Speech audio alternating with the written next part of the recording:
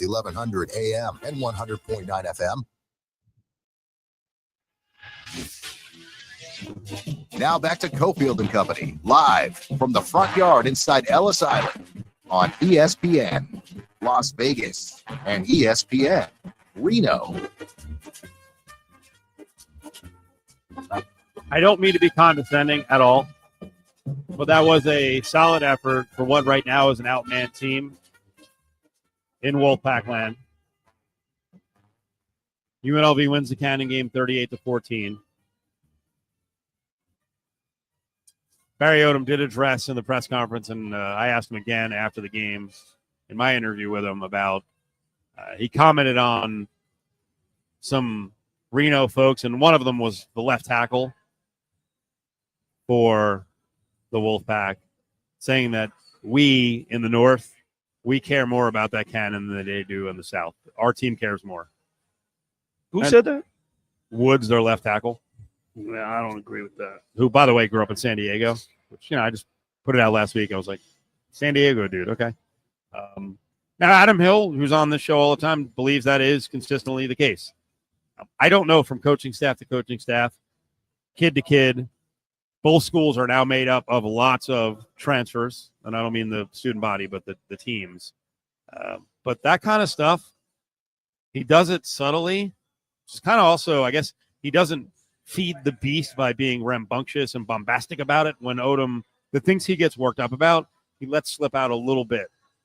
Like, he was really pissed off last year when the DC for Hawaii was like, home field advantage. We're going to have more fans, Hawaii fans there than Rebel fans. And they took that in-house, and they were like, okay, all right. It boiled a little bit. You and I were just having a good discussion off the air. Not necessarily the part about Odom's future, but one of the things I've raved about, and you know what, on the Wolfpack side, I think Brendan Lewis is going to I think he's got at least another year left. He's going to turn out to be upper half of the league quarterback. If he wasn't this year, he will be next year. Delivered a beautiful deep ball for one of their touchdowns, and man, he can run. He's a big guy.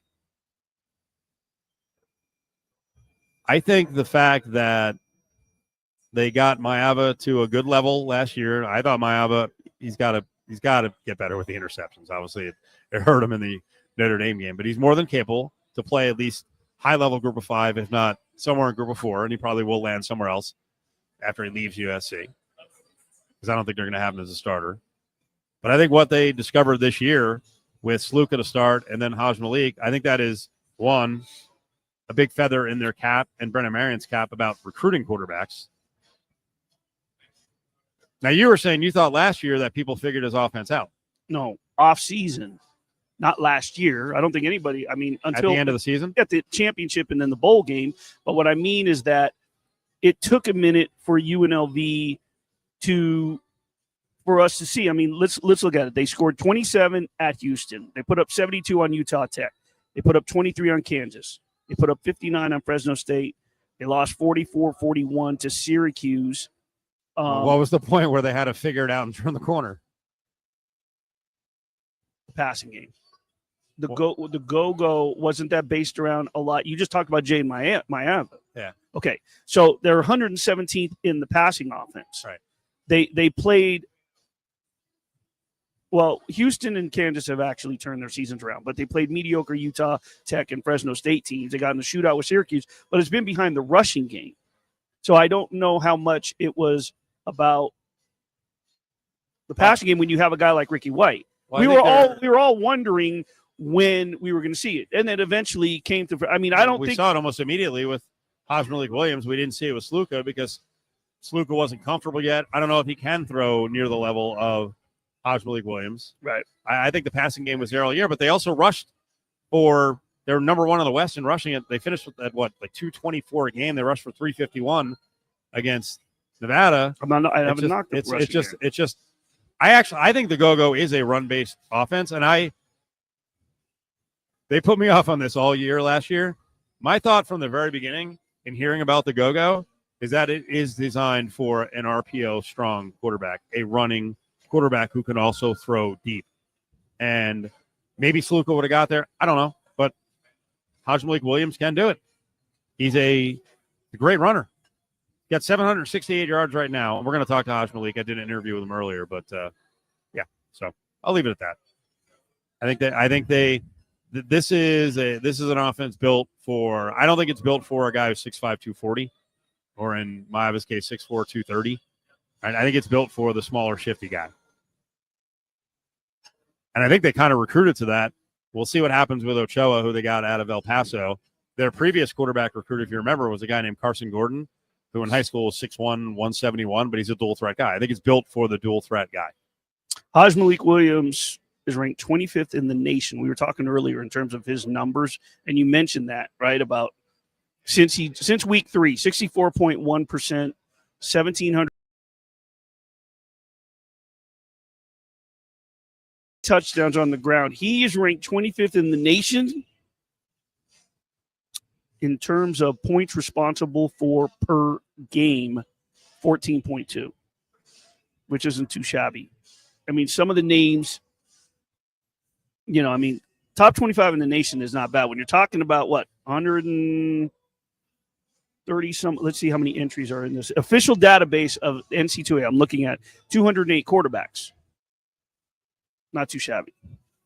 So I've been building the case that there is a maturity void amongst head coaches, lots of them, in college football. And I'm talking to you guys, you kids, the young guys especially.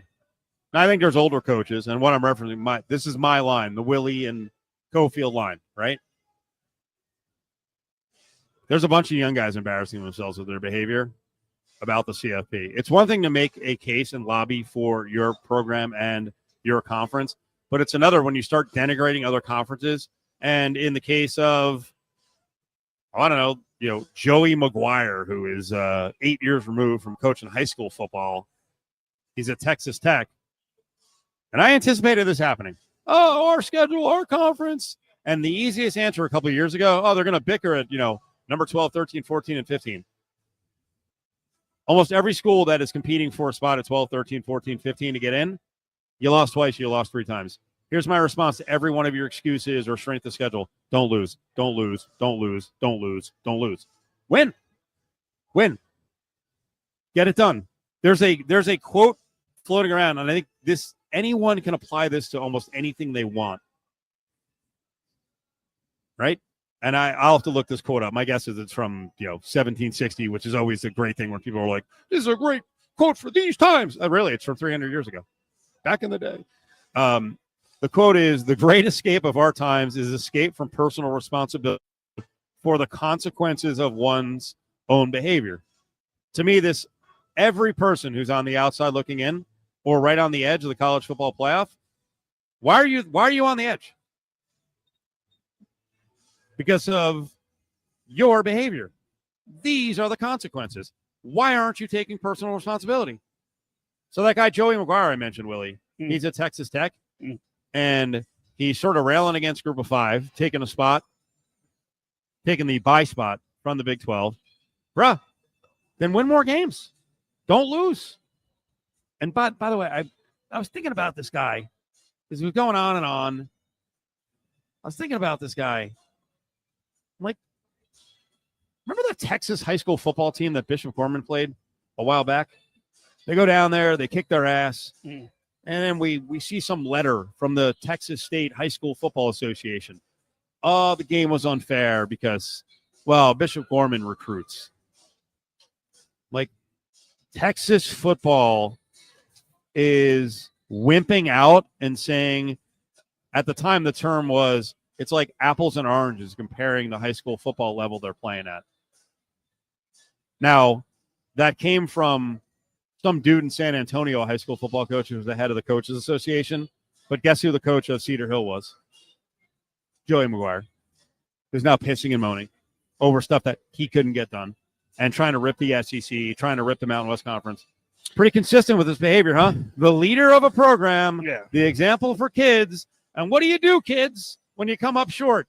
You piss and moan. Well, it's funny that it's not fair. That battle, okay, Joe. That battle cry continues with Bishop Gorman. The second that you brought that up, I'm going to have to bring I get a kick out of the people that say it's not fair that they get to play against They shouldn't get to play against Arborview and Liberty and so on and so forth. I got news for you. Especially if you haven't been in this town long enough to say those things. You don't understand. New coaches, new parents. Bishop Gorman no longer has to recruit, number one. Number two, if a Gorman parent came into this establishment and happened to see, and someone could come and say, hey, how do I get my kid to Gorman? They automatically are open to be able to talk because they're private.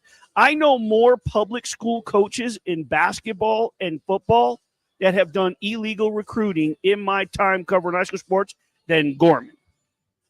I just want to say that.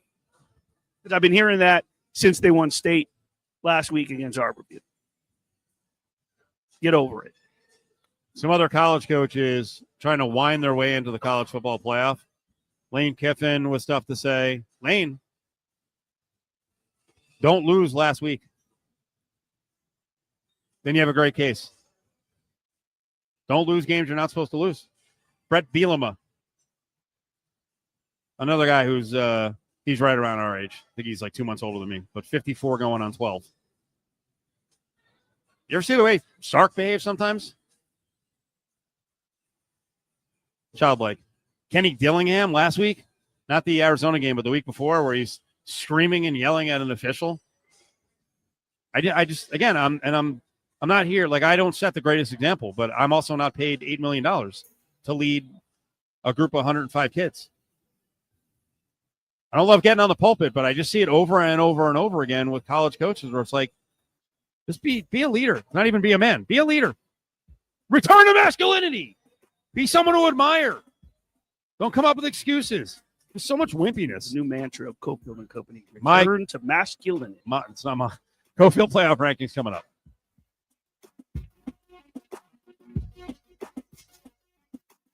It's football season, and the best place to catch the games is at Circa Resort and Casino in downtown Las Vegas, featuring the best pool in history, Stadium Swim. 3 levels, 6 pools, and a 143-foot diagonal screen. Book today at circalasvegas.com. In Nevada, anything that goes into the storm drain goes directly to our local waterways, which can pollute Nevada's lakes and rivers. Nevada is the driest state in the nation, and we must work together to preserve our limited water resources for future generations of Nevadans. Here's some waterway wisdom so you can help do your part this fall. Don't rake or blow leaves into the street. Secure yard waste in bags. Safely dispose of household chemicals. Clean up vehicle leaks and spills. Apply fertilizers, pesticides sparingly. And don't litter. Secure trash in bins. Keep contaminants out of our storm drains. Use waterway wisdom. And remember, only rain should go into the storm drain. Join us in preserving Nevada's waters for future generations by visiting lovenvwaters.com and following us on social media. This message sponsored by the Nevada Department of Transportation, aired in cooperation with the Nevada Broadcasters Association and this station. At the Home Depot, we know Saturdays are for college football. That's why we have everything you need to never miss a play, like Bear Dynasty interior paint, their most durable one-coat hide paint ever. From a team color statement wall to a fan cave, complete with a mural honoring Nick Saban's 17-year dynasty. Hey, I like that idea. Nothing beats Bear Dynasty interior paint. It's everything you need all in one can. Defend your game time with Bear and the Home Depot. How doers get more done. Valid only when intended to colors from the Bear Dynasty and Marquee Interior One-Coat Hide Color Collection. The holidays are a time to cherish what truly matters, family and friends. The Richard Harris Law Firm would like to wish everyone a safe and joyful holiday season. Celebrate this holiday responsibly, and please don't drink and drive. The Richard Harris Law Firm, just in case. Patty Davidson here from BetMoneyHoney.com. Would you like to become an educated sports fan that also knows how to place a bet? How about a library of how games are played, how to make bets, and hot picks of the day? Join me at BetMoneyHoney.com. Oh no, stomach issues again? Stomach issues? Who are you? Your pancreas. I could be the real reason for your diarrhea, gas, bloating, stomach pain, or loose oily stools. I thought it was my stomach. People often do, but any of these symptoms could mean having a condition called exocrine pancreatic insufficiency, or EPI. With EPI, the pancreas doesn't release enough enzymes to break down food, but EPI is manageable. Use the symptom checker on identifyepi.com and speak with your doctor. That's identifyepi.com. Sponsored by AbbVie. This is JT for Grimaldi's, New York-style coal-fired brick oven pizza that you crave. 4 locations here in the Valley, Summerlin, in Boca Park, on the Strip, at the Palazzo, Southwest Las Vegas on South Rainbow Boulevard, and Green Valley on Southeastern Avenue.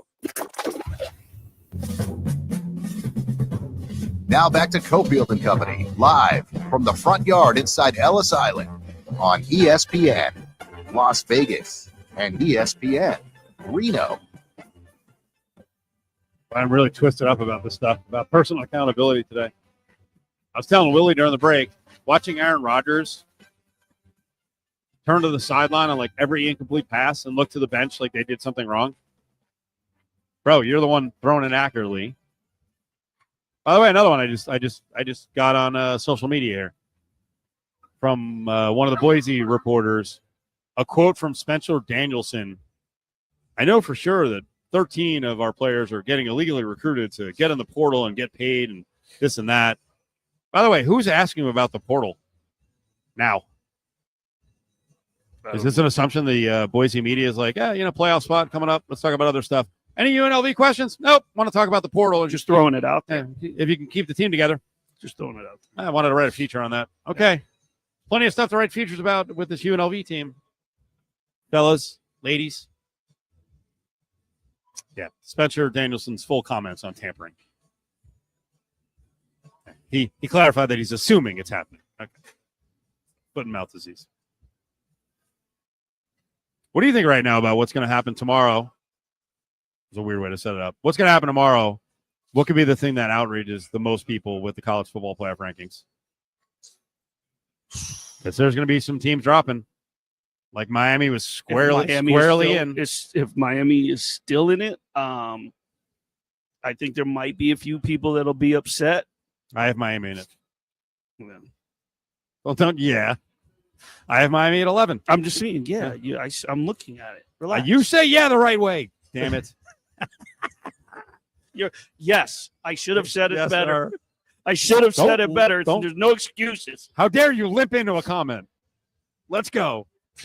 I have Oregon, Texas, Notre Dame, SMU, Ohio State, Penn State, Boise up to 7, Georgia 8, Tennessee 9, Arizona 10, Miami 11, Indiana 12, Syracuse 13, UNLV 14, Clemson 15, Alabama 16. How do you have UNLV behind Syracuse? Oh, the Syracuse won in overtime. They did win. My bad. I'm sorry. I actually think UNLV right now is playing more complete football on both sides of the ball than Syracuse, but I'm giving Syracuse a lot of credit for winning that game against Miami. Okay, so that was going to be my – where the heck did you move my question to? Well, I don't know. What was your question? I put it in my tease. Oh, here it is. Here it is. Here it is. Willie wants to talk about this here. Nope. Shush. I put somewhere else. I moved it. Actually, I put it in the 444 because you have the CFP bubble watch, but I'll ask you right now. Yes. We can go from Syracuse game or we can go from Boise game, but how much better is UNLV because you're with them in every game. You're on the road. You're at the practices. You're at the press conferences. How much better is UNLV than it was when it lost to Syracuse, when it lost to Boise now?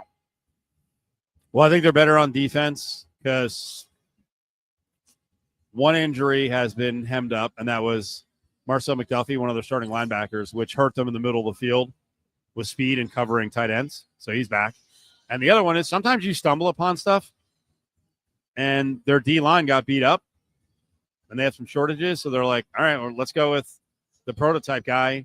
Is he ready to go most of the time? Fisher Kamak, who's 6'7", 260, and he's played really well. So they stepped in that because they needed him, and now he stepped up. And now they're getting even more production from their rush ends. Now you know the phrase. Well, I'll give you one more. Okay. No, give you a phrase. I'll give you the other one after 4:45. You know the phrase. It's hard to beat the same team 3 times in one season, but Boise beat UNLV at the end of last season, and then there was a bowl game. But then this year, do you think that still applies? And do you think, as well as Barry Odom has done, as well as Brandon Marion has done in developing Haj Malik Williams, and the defense has turned around, that phrase could come into play, and it's going to be tough for Boise to beat them a third time, even though it's up there? You'll answer that on the way back. Thanks. Thanks, man. I appreciate the advanced tease there. I will answer that on the way back. I would try right now, but we're up against it. We're live here, front yard, Ellis Island, Monday Night Football, building a good crowd. Come on out, Broncos and Browns.